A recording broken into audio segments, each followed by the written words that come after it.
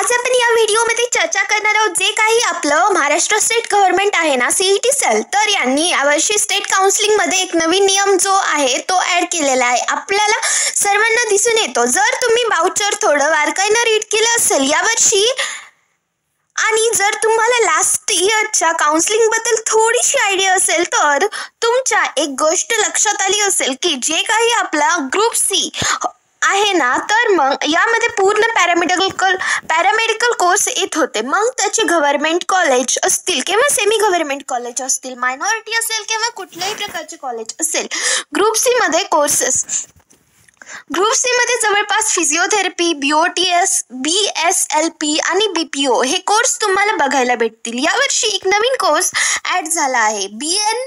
BNYSC नावाचा आपण course आहे जो तुम्हाला ग्रुप सी मध्ये बघायला मिळतो.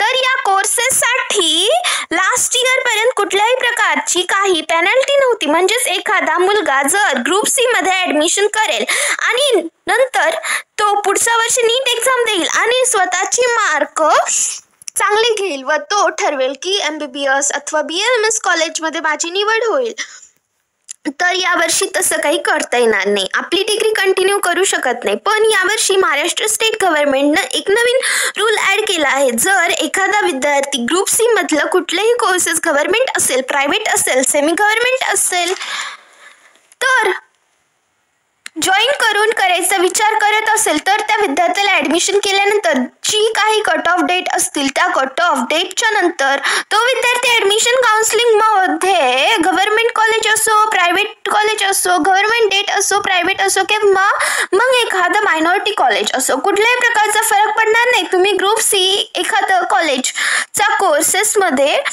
जॉईन करताय तर त्याची जी कट ऑफ डेट ज्या वेळेस जाते आणि त्याच्या दुसऱ्या दिवशी किंवा 2 तासानंतर जाऊन तुम्ही जर तुमचं ऍडमिशन कॅन्सल करताय तर तुम्हाला जेवढी फर्स्ट इयरची ट्युशन फीस आहे ना तेवढी टोटल ट्युशन फीस पेमेंट करणं आहे. ही गोष्ट लक्षात घ्या.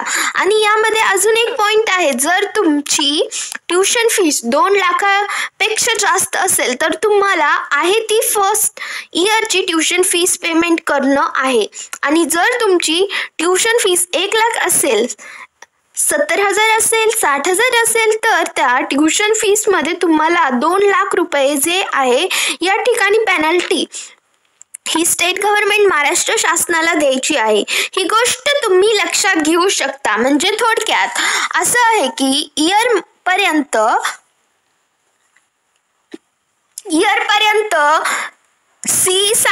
ग्रुप सी साठी सीट सोडण्याकरिता कुठल्याही प्रकारची पेनल्टी नव्हती. फिजिओथेरपीची कॉलेजेस जॉईन करून पार्शल ड्रॉप करून नेक्स्ट इयर नीट देऊन MBBS अलॉट होईल असेल तर एवढं.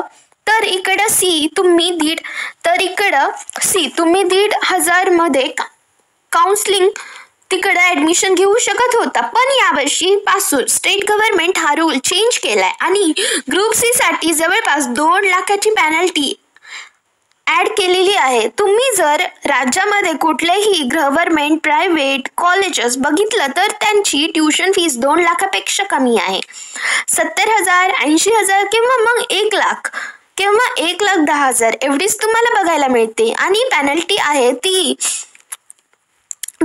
आहे जी आहे ती वाउचर मध्ये 2 लाखाची आहे. म्हणजे जर तुम्ही ग्रुप सी एखादं कॉलेज जॉईन केलं ग्रुप सी मधलं आणि पार्शल ड्रॉप करायचा विचार करत आहात तर तुम्हाला 2 लाख देऊन तुमचं ऍडमिशन कॅन्सल करावं लागेल. किंवा तुम्ही एखादं कॉलेजेस फिजिओथेरपीचं टाकलं आणि ते कॉलेज जर तुम्हाला नाही आवडलं किंवा मग त्या कॉलेजमध्ये जर तुम्हाला नाही डिग्री कंटिन्यू करणं आणि कट ऑफ डेट जर निघून गेली तर मग तुम्हाला या ठिकाणी 2 लाख रुपये देऊनच तुमचे ऍडमिशन कॅन्सल होईल आणि तुमचे डॉक्युमेंट्स आहे ते तुम्हाला रिफंड मिळतील.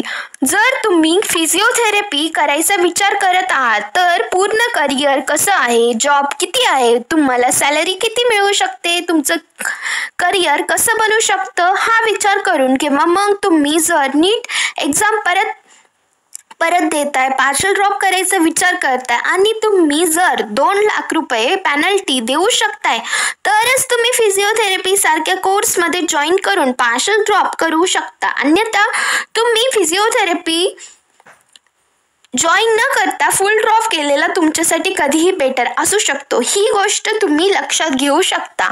हा नवीन रूल ॲड झाला आहे. त्याची सविस्तर माहिती मी तुमच्या बरोबर या छोट्याशा व्हिडिओमध्ये छोट्याशा चॅनलवर शेअर केलेली आहे. जर तुम्हाला व्हिडिओ आवडला असेल तर लाईक करा आणि चॅनलला सबस्क्राईब करून आमच्यासोबत जोडून राहा. धन्यवाद.